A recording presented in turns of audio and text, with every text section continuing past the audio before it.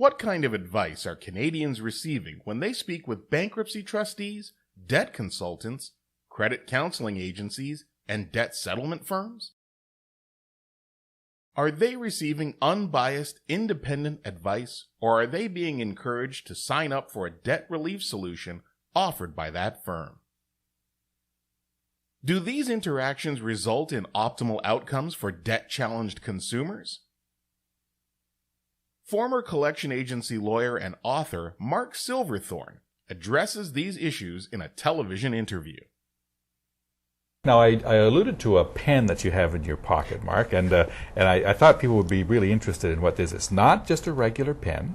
So what is it? This is a spy pen.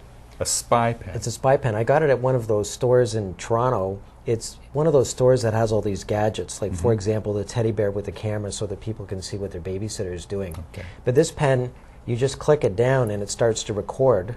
Oh, okay. So it's a microphone. That's right. Oh. And then what happens, it can record for 17 hours, and then I just plug a device in at the back of it, and then I just plug it into a computer, and then it just creates a WAV file. You've got a recording of... And why were you using something like this? Well, what I did was, I wanted to find out, for the research for the book, I wanted to find out if someone went to see a bankruptcy trustee or a credit counseling agency or a debt settlement firm or different types of organizations that provide advice to consumers, right, what were they actually being told?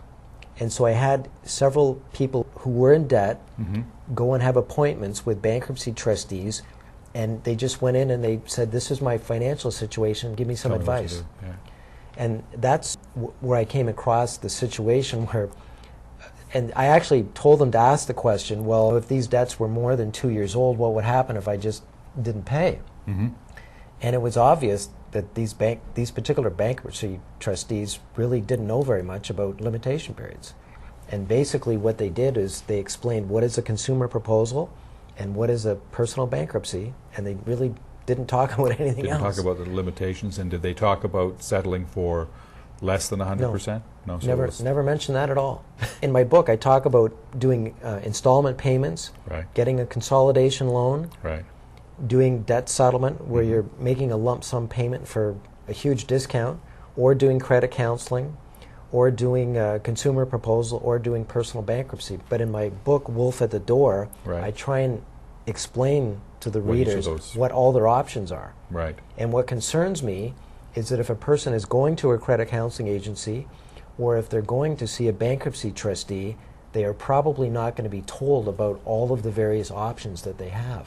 Is it that they don't know what the other options are, or that they're really focused on them using their option? Well, I think it's only human nature. If you're a bankruptcy trustee and someone comes in to see you, if they don't sign up for a consumer proposal or personal bankruptcy, the bankruptcy trustee is not going to make any money. Okay. So I think it's only human nature that hopefully when people come in that they may become a client. Now with bankruptcy trustees, I think part of it is just there's a lot of bankruptcy trustees in Canada who really don't know very much about the other options. Yeah. Well, they don't.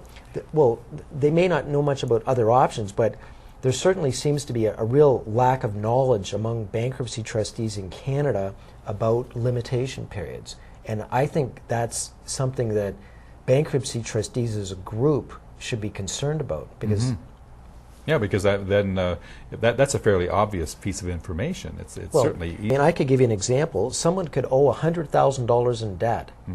They live in Ontario. They haven't. These debts are all 3 years old. They go and see a bankruptcy trustee.